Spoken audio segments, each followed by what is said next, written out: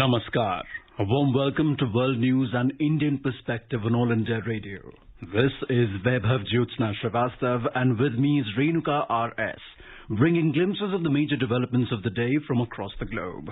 Over the next half an hour, we shall bring you the latest from the world of politics, economy, sports, entertainment and more. The headlines. Prime Minister Narendra Modi chairs UNSC high-level open debate on enhancing maritime security, expresses concern over misuse of sea routes for piracy and terrorism. Sixth assessment report on climate change issues stark warning for humanity, says many changes to climate are now irreversible. India administers over 51 crore doses in its nationwide COVID vaccination campaign. Government allows foreign nationals residing in India to get registered on CoWIN portal for COVID-19 vaccination. India's Sports Ministry facilitates all Tokyo Olympics medal winners in New Delhi. An International Day of the World's Indigenous People celebrated across the country.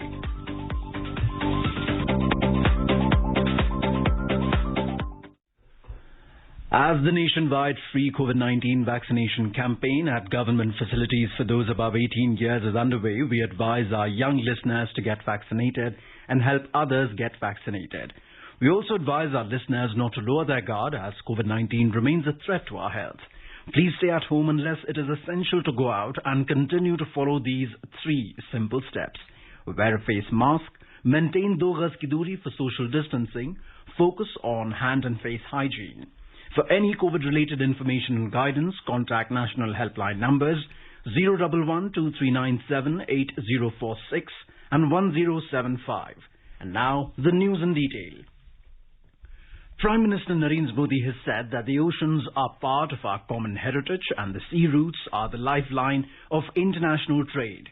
Chairing a high-level United Nations Security Council open debate through video conferencing this evening, Mr. Modi said, the seas are very important for the future of our planet. He expressed concern that the shared maritime heritage is facing many challenges today as sea routes are being misused for piracy and terrorism. And there are maritime disputes between many countries. He said climate change and natural disasters are also related to the maritime domain. The Prime Minister put forth 5 basic principles at the open debate. He said the settlement of maritime disputes should be peaceful and on the basis of international law only. पहला सिद्धांत, हमें maritime trade में barriers हटाने चाहिए। हम सभी की समृद्धि maritime trade के सक्रिय फ्लो पर निर्भर है।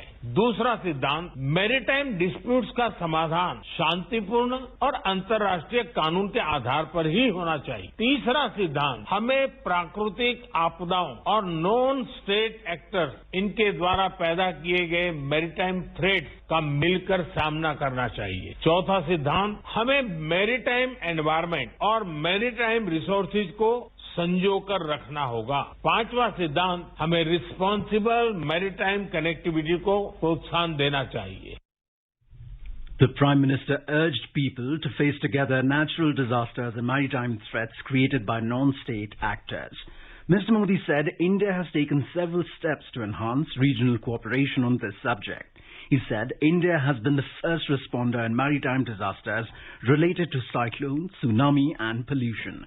He said it is clear that the creation of infrastructure is necessary to increase maritime trade. He said India wants to make an inclusive framework on maritime security in the region based on the vision of Sagar, security and growth for all in the region. Mr. Modi said this vision is for a safe, secure and stable maritime domain. The open debate was titled Enhancing Maritime Security, a Case for International Cooperation, and it was focused on ways to effectively counter maritime crime and insecurity and strengthen coordination in the maritime domain. Russian President Vladimir Putin, President of Kenya Uhuru Kenyatta, and Prime Minister of Vietnam Pham Minh Chinh, foreign ministers of many countries, representatives of the United Nations Security Council and key regional organizations attended the meeting. This was the first time an Indian Prime Minister presided over the UN Security Council open debate. This is the first time that maritime security was discussed in a holistic manner as an exclusive agenda item at such a high level. Meanwhile, Russian President Vladimir Putin on Monday suggested the creation of a maritime security body in the United Nations Security Council to address maritime crimes, piracy and maritime terrorism. Speaking at a UNSC Maritime Security Conference chaired by Prime Minister Narendra Modi, Putin vowed that Moscow will ensure security in the Persian Gulf and the Atlantic Ocean amid a surge across the globe in piracy-related incidents, including robbery at sea accompanied by taking of hostages. The Russian president added that the proposed structure could rely on the support of UN member states and that it could actively cooperate with experts, representatives of civil society, scientists, and even business people. He said Russia is also interested in building productive relations with the Indian Ocean Rim Associations and the Indian Ocean Commission. Meanwhile, speaking at the debate, U.S. Secretary Anthony Blinken thanked India for its leadership and bringing all the countries together to recommit and strengthen the maritime rules and principles. The sixth assessment report of the Intergovernmental Panel on Climate Change, Ipcc, was released on Monday. The first of three parts, the report provides an assessment of the current evidence on the physical science of climate change. Co-chair of the report, Valérie Masson-Delmotte, described the report as a reality check to the world. More from our correspondent. The sixth assessment report makes several sobering findings which serve as a warning to the grave threat of climate change to the world. The report states that global surface temperature will continue to increase beyond 1.5 degrees Celsius and 2 degrees Celsius until at least the mid-century under all the emission scenarios it considered. This is significant given that the Paris Agreement set a target of limiting global warming to well below 2 degrees and preferably to 1.5 degrees Celsius compared to pre-industrial levels. The report affirms the broad understanding that climate change has led to increase in the frequency and intensity of hot extremes, heavy precipitation, agricultural and ecological droughts, and proportion of intense tropical cyclones, as well as reductions in Arctic sea ice, snow cover and permafrost. The report is unequivocal in stating that human influence has warmed the atmosphere, ocean and land. Worryingly, it also goes on to state that many changes due to past and future greenhouse gas emissions are irreversible for centuries to millennia, especially changes in the ocean, ice sheets and global sea level. Coming in the backdrop of devastating wildfires, heat waves and floods around the world from Turkey to California to Greece to Russia to China, the report states that hot extremes have become more frequent and more intense across most land regions since the 1950s. Pertaining to India, the report projects that monsoon precipitation will increase in the mid to long term, particularly over South and Southeast Asia. Continued global warming is projected to further intensify the global water cycle, including global monsoon precipitation and the severity of wet and dry events. In the Himalayas, which is referred to as the third pole, the report states that snow cover in the Hindu Kush Himalayan region has reduced since the early 21st century and glaciers have retreated and lost mass since the 1970s and will further decline. The report cautions that unless there are immediate, rapid and large-scale reductions in greenhouse gas emissions, limiting warming close to 1.5 degrees Celsius or even 2 degrees Celsius will be beyond reach. This is Pawan for World News, AIR. Meanwhile, the UK called for urgent global action in response to a UN report on climate change published on Monday. In a statement, the UK government said that the latest report published by the Ipcc is a stark warning from scientists around the world that human activity is damaging the planet at an alarming rate. Elsewhere, the United States stated that the report highlights that our climate is rapidly changing due to human influence and is already altering our planet in a drastic way. In a statement, the U.S. added that it has committed to a 50 to 52% reduction in emissions from 2005 levels in 2030 and is marshalling the entire federal government to tackle the climate crisis. The U.S. also cautioned against delay with respect to the ambitious climate action. Almost a third of the northern Indian state of Uttar Pradesh is reeling under flood. Chief Minister Yogi Adityanath on Monday visited the Etawah and Oraiya districts where several villages are affected due to the rising water of Yamuna and Chambal rivers. Our correspondent has more details. Chief Minister Yogi Adityanath today visited Auraiya district where many villages are marooned due to heavy flood in Yamuna river. He also distributed relief material to the affected people and had a meeting with public representatives and officials. Yogi Adityanath asked officials to intensify the relief work. As per the Department of Flood Control, 22 districts of Uttar Pradesh are flood affected right now. Many major rivers including Ganga, Yamuna, Sharda, Chambal, Ghagra and Kwano are flowing above the danger mark. The Relief Commissioner of State Ranveer Prasad has said that all embankments are safe. He informed that 39 teams of NDRF, SDRF and PSC Flood Battalion have been pressed into flood affected areas. Sushil Chandra Tiwari, AIR News, Lucknow. The US has condemned the Lukashenko government in Belarus on the anniversary of the presidential Belarusian election. In a statement, US President Joe Biden said that the Lukashenko regime perpetrated election fraud, followed by a brutal campaign of repression to stifle dissent. It added the United States will continue to stand up for human rights and free expression while holding the Lukashenko regime accountable in concert with its allies and partners. Mr. Biden also announced a new executive order that he said enhances their ability to impose costs on the regime and announcing new sanctions against Belarusian individuals and entities for their roles in attack on democracy and human rights, transnational repression and corruption. In Afghanistan, the Taliban have captured 3 regional capitals in the country. According to reports, they seized control of the key northern city of Kunduz on Sunday, as well as Saripul and Talokhan. This means 5 regional capitals have already fallen to the militants since Friday, with Kunduz being their most important gain this year. Meanwhile, the Taliban said there is no agreement on a ceasefire with the government. Violence has escalated across Afghanistan after US and other international forces began to withdraw their troops from the country following 20 years of military operations. Prime Minister Narendra Modi has condemned the ghastly attack on Prime Minister Ralph Gonsalves of St. Vincent and the Grenadines. In a tweet, Mr. Modi wished him speedy recovery and good health. He said that his presence at the UNSC Open Debate on Maritime Security would be missed ahead of the event. In a significant achievement, India's cumulative COVID vaccination coverage has crossed the landmark of 51 crore on Monday. More than 49 lakh vaccine doses have been administered. 5 states, Madhya Pradesh, Gujarat, Rajasthan, Maharashtra and Uttar Pradesh have administered more than 1 crore cumulative doses of COVID-19 vaccine in the age group of 18 to 44 years. Andhra Pradesh, Assam, Chhattisgarh, Delhi, Haryana, Jharkhand, Kerala, Telangana, Himachal Pradesh, Odisha, Punjab, Uttarakhand and West Bengal have vaccinated more than 10 lakh beneficiaries of the age group 18 to 44 years for the first dose of COVID vaccine. The Union Health Ministry said 39,686 patients recovered from COVID during the last 24 hours and the national recovery rate has reached 97.40%. Schools in the national capital have been allowed to partially open for students from class 10th to class 12th from Monday. According to an order released by the Delhi Disaster Management Authority, DDMA, students of class 10th, 12th and 10th, 11th and 12th in Delhi are permitted to visit their schools for admission-related work including counselling, guidance and practical activities related to board exams. As per the order, health checkups and referral services situated in schools are conducted from there can resume. It said children of all ages may visit these centres accompanied by their parents or guardians.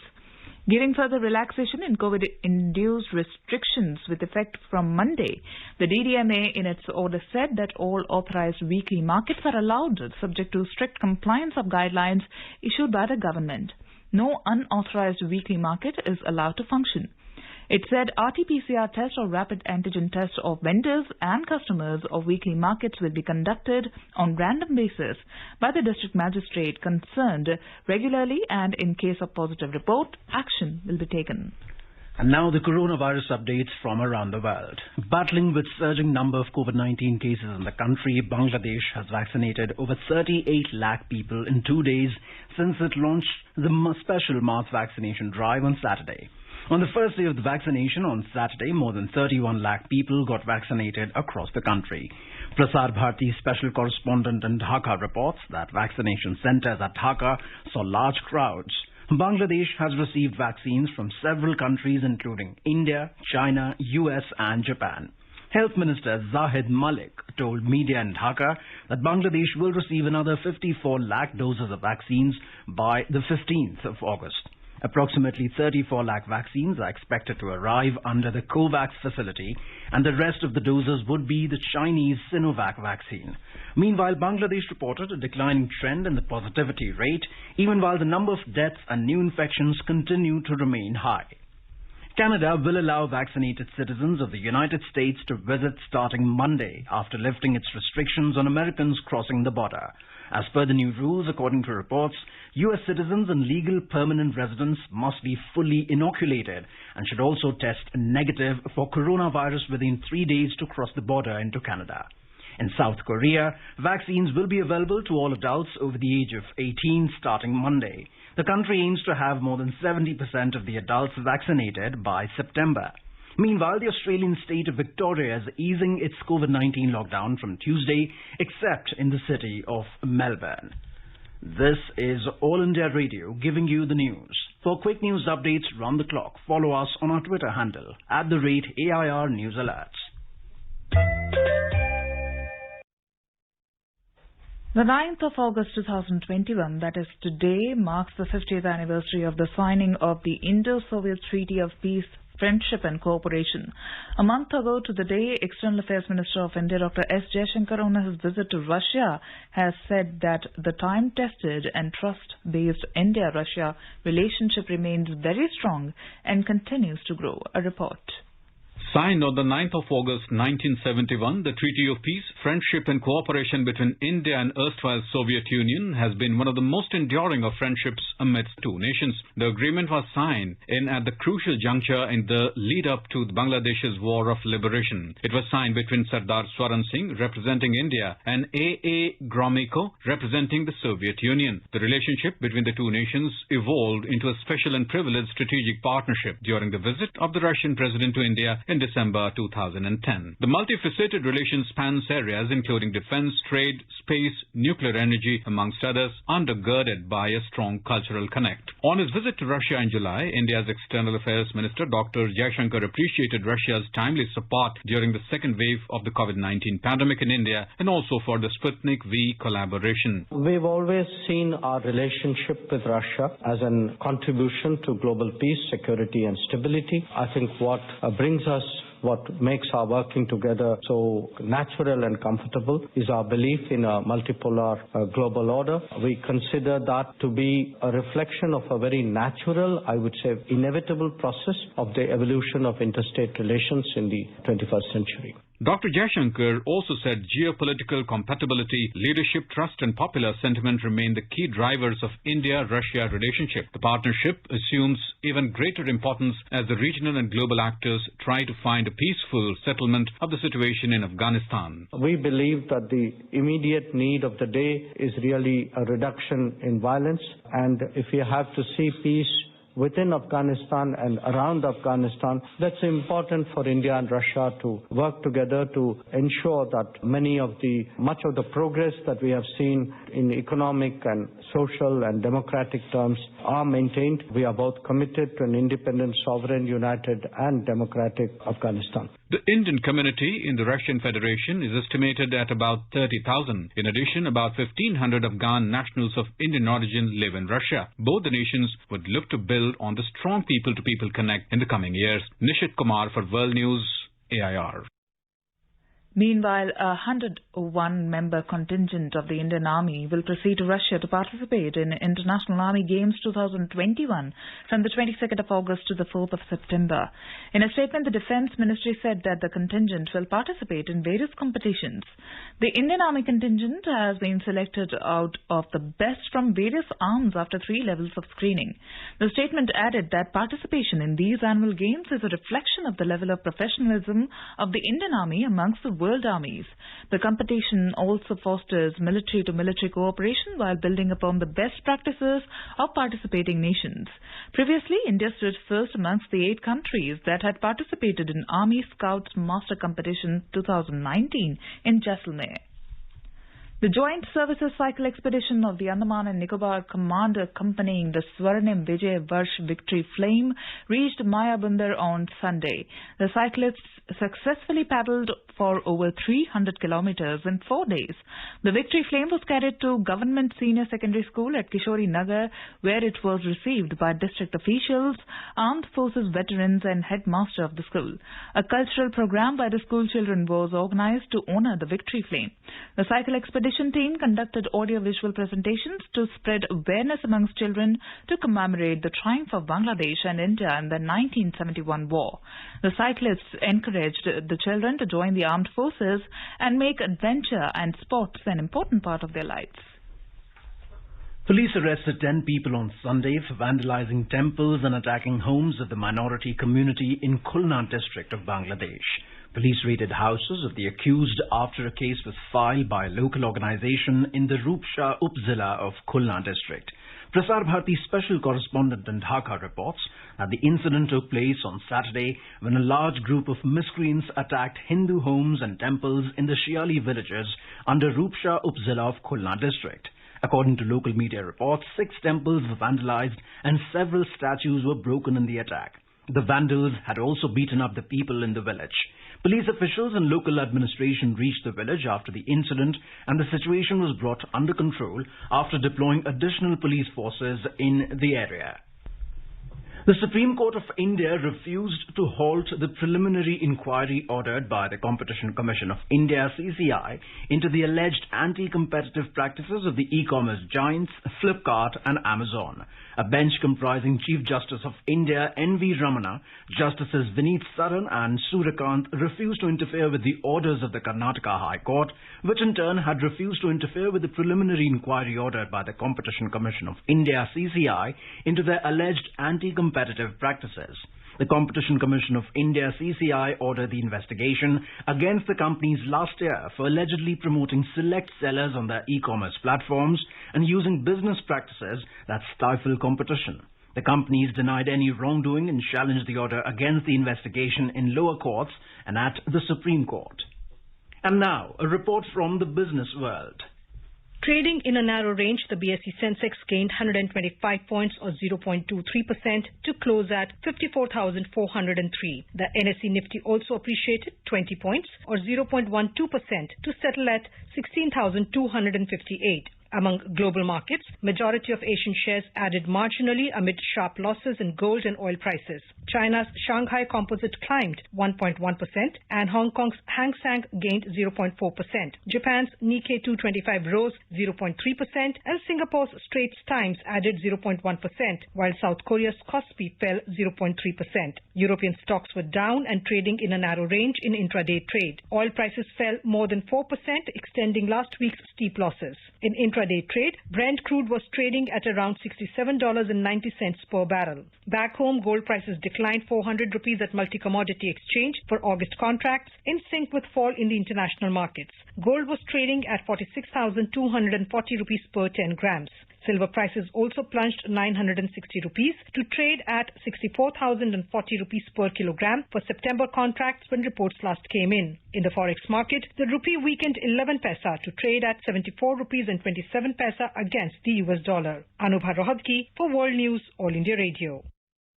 And moving on to sports, several members of the Indian contingent to Tokyo Olympics, including gold medalist Neeraj Chopra, silver medalist Ravi Kumar Dahiya, bronze medalists Bajrang Punia and Lovlina Borgohain on Monday returned to India. They were received by family members and supporters at the IGI airport in New Delhi. Speaking at the event, Olympic gold-winning athlete Neeraj Chopra dedicated the medal to the entire nation. सबसे पहले तो सभी को नमस्ते और आप सभी को बहुत बहुत धन्यवाद कि आपने बहुत सपोर्ट किया। मैं सबसे पहले तो दिखाना चाहूंगा गोल्ड मेडल ये मेरा नहीं पूरे इंडिया का है।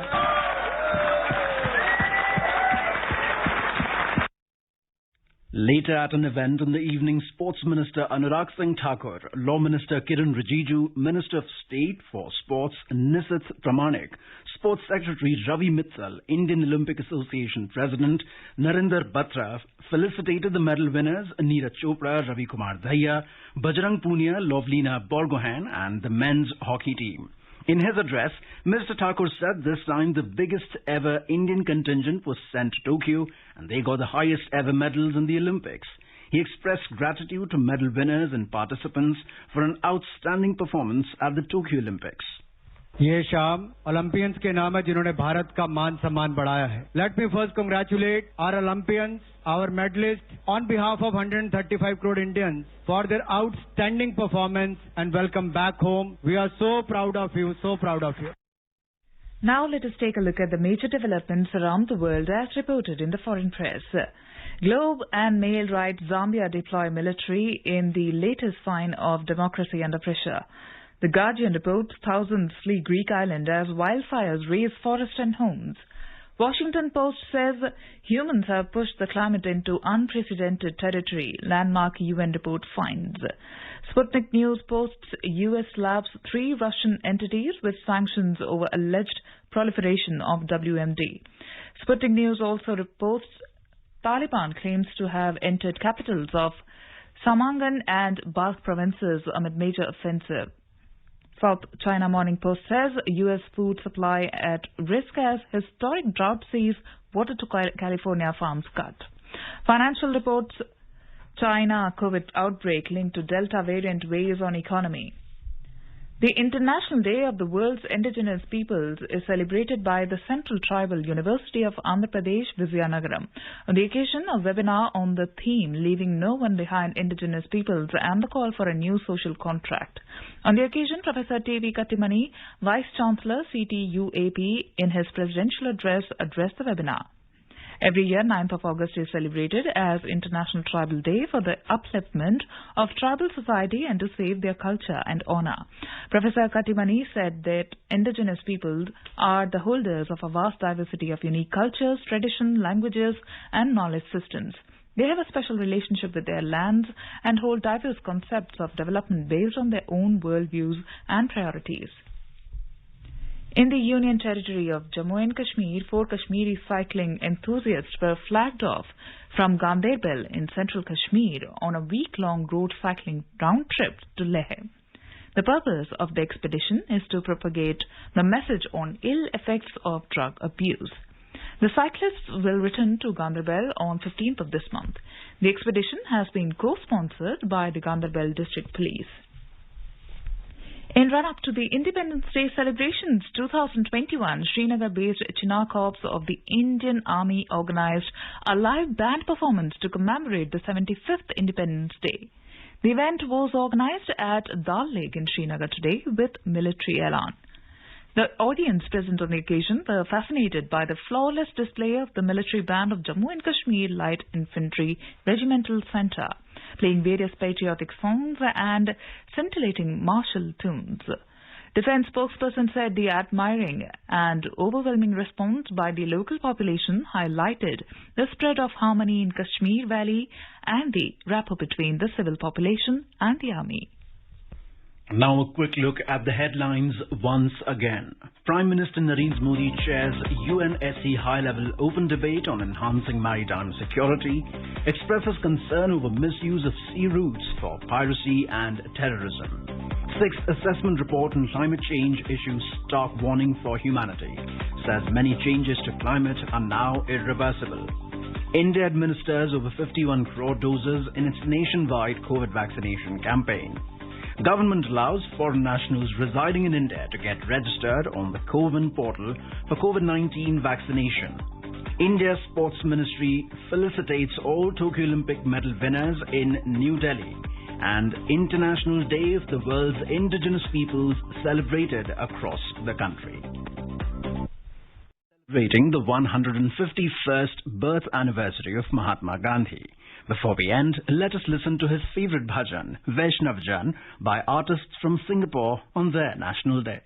Vaishnav Jan to tene kahiye, je peer paraye jaane re, par dukhe upkar kare toye man abhiman.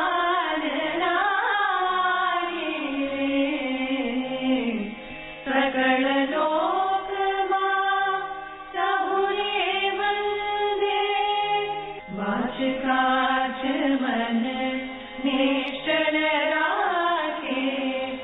धन धन जननी तेरी रे